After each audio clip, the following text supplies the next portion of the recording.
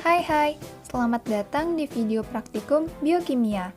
Kali ini kita akan membahas tentang uji enzim dan efek antioksidan vitamin C. Sebelumnya, perkenalkan, saya Azia Oktaviani dari D4 Teknologi Laboratorium Medis. Oke, kita masuk ke topik pembahasan. Di sini kita akan membahas tentang pengaruh suhu terhadap aktivitas enzim, pengaruh pH terhadap aktivitas enzim, pengaruh inhibitor terhadap aktivitas enzim, lalu ada pengaruh konsentrasi enzim terhadap aktivitas enzim, pengaruh konsentrasi substrat terhadap aktivitas enzim, dan yang terakhir kita akan bahas efek antioksidan vitamin C asam askorbat. Mari kita masuk ke topik yang pertama, yaitu pengaruh suhu terhadap aktivitas enzim. Pertama-tama, kita harus menyiapkan 3 tabung reaksi yang bersih dan kering untuk dimasukkan 3 ml larutan amilum 1% ke dalam tiap tabung reaksi. Dan juga 3 tabung reaksi lainnya untuk kita masukkan 0,5 ml larutan enzim amilase. Pasangkan tiap 1 tabung amilum dengan 1 tabung larutan enzim. Lalu, masukkan pasangan yang pertama ke dalam gelas kimia yang berisi es, pasangan kedua pada suhu kamar, dan pasangan ketiga pada suhu 100 derajat Celcius. Biarkan tiap pasangan pada suhu yang telah ditentukan selama 5 menit. Setelah 5 menit, kita tuangkan larutan amilum ke dalam tabung yang berisi enzim, campur dengan baik, dan pertahankan pada suhu masing-masing. Bersamaan dengan itu, kita segera catat waktunya. Nah, setiap 1 menit, kita ambil 5 tetes campuran enzim dengan amilum, kemudian tambahkan larutan lugol 1% 2 tetes. Amati warna yang terbentuk. Bila terbentuk warna biru atau ungu, berarti hasilnya positif. Selain itu, berarti negatif ya. Lakukan percobaan ini hingga didapatkan hasil negatif atau sampai campuran habis. Nah, kita catat waktu yang diperlukan sampai menghasilkan hasil negatif pada tiap campuran. Berikut hasil percobaannya. Oke, kita lanjut ke uji yang kedua, yaitu pengaruh pH terhadap aktivitas enzim. Yang pertama, kita siapkan 3 tabung reaksi yang bersih dan kering. Masukkan 3 ml larutan amilum 1% ke dalam tiap tabung reaksi. Lalu, kita siapkan tabung yang lainnya sebanyak 3 buah yang akan kita masukkan reagensia sebagai berikut, dan juga 0,5 ml larutan enzim amilase. Lalu, pasangkan tiap 1 tabung amilum dengan tabung larutan enzim. Tuangkanlah larutan amilum ke dalam tabung yang berisi enzim, campur dengan baik. Bersama dengan itu, segera kita catat waktunya.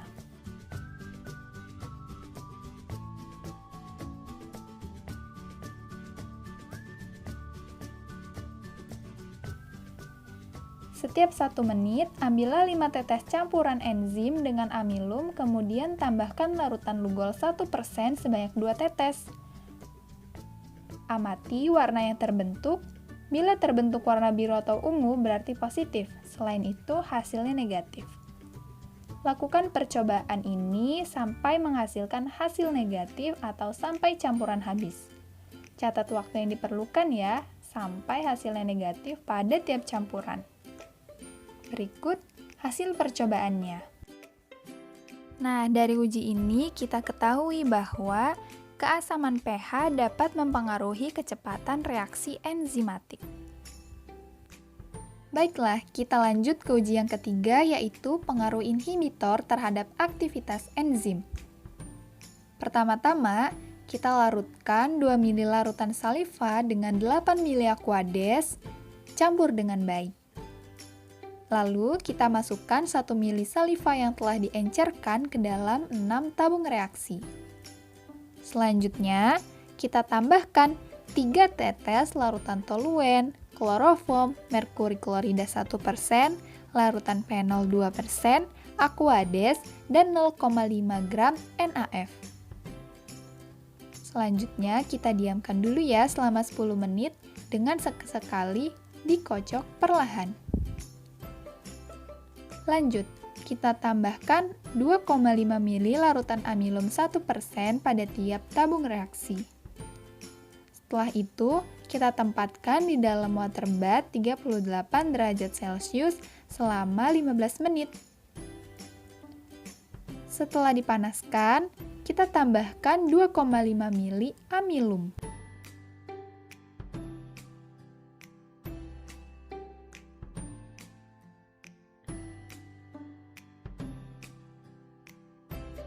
Nah, berikut hasilnya. Setelah dipanaskan dan setelah penambahan iodin, ternyata hasilnya berbeda ya. Coba kita lihat pada tabel berikut ini. Pada uji ini, kita ketahui bahwa inhibitor dapat juga mempengaruhi kecepatan reaksi enzimatik. Lanjut yuk ke uji yang keempat, yaitu pengaruh konsentrasi enzim terhadap aktivitas enzim. Pertama-tama, kita siapkan dulu 5 tabung reaksi yang akan kita masukkan 3 ml larutan amilum 1%. Lalu, kita siapkan 5 tabung reaksi lainnya yang akan kita isi dengan komposisi sebagai berikut.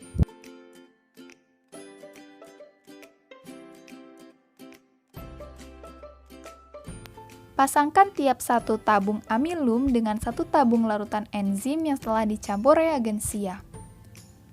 Lalu, tuangkan larutan amilum ke dalam tabung yang berisi enzim. Campur dengan baik ya. Saat pencampuran dimulai, kita catat waktunya.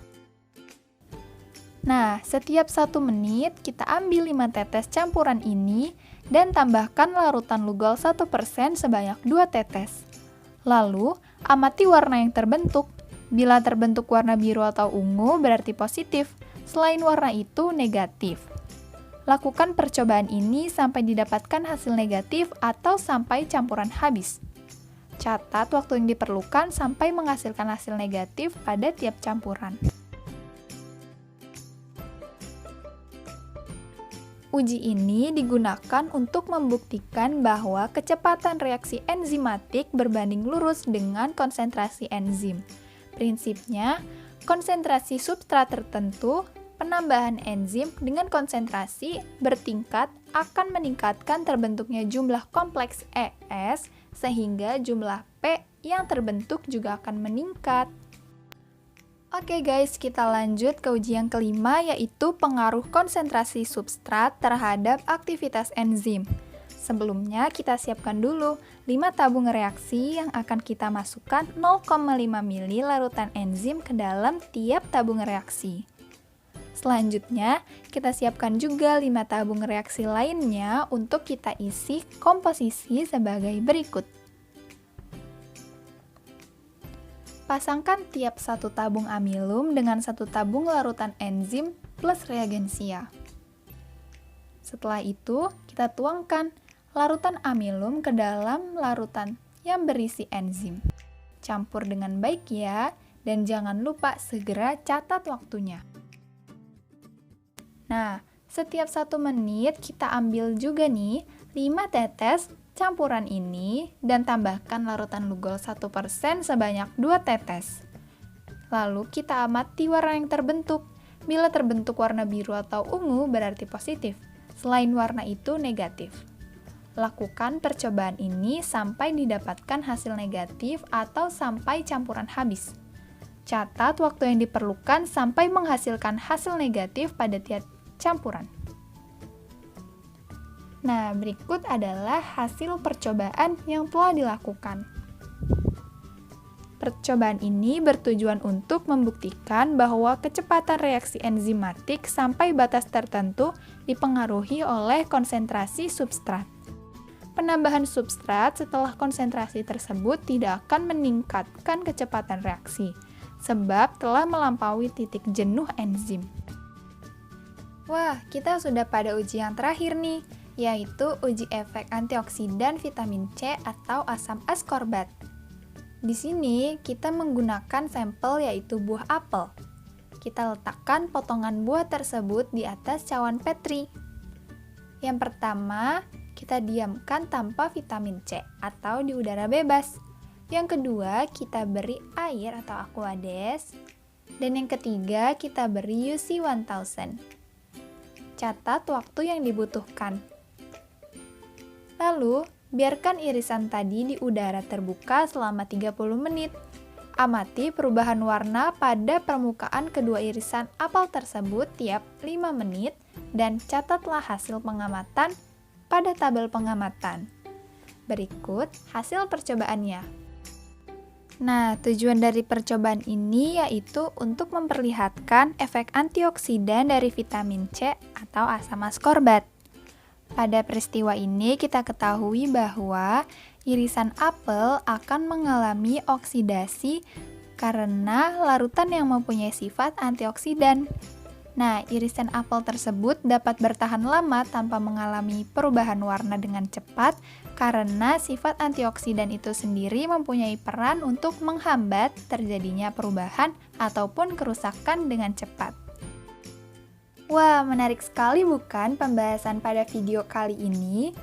Semoga dapat diambil manfaatnya ya. Sekian dan terima kasih.